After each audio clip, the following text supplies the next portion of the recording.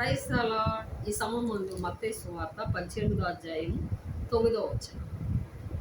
దేవుడు మనకి ఎడల ఏం కోరుకుంటున్నాడంటే ఏక మనస్సు, ఏక తాత్పర్యం.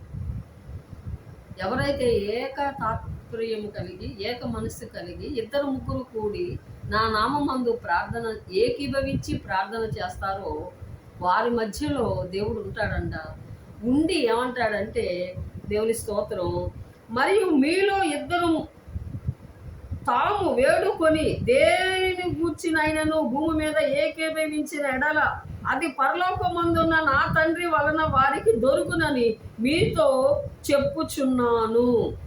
ఏలైనగా ఇద్దరు ముగ్గురు నా నామమున ఎక్కడ కూడి ఇందురో అక్కడ నేను వారి మధ్య ఉందునని చెప్పాను. ఈ మాట నమ్ముతారా?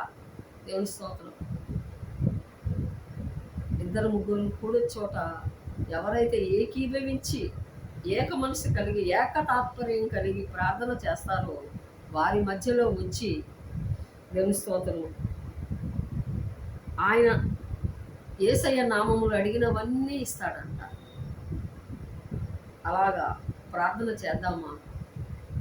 అడిగింది పొందుకోవచ్చు. దేవుడి మాట దీవించింది.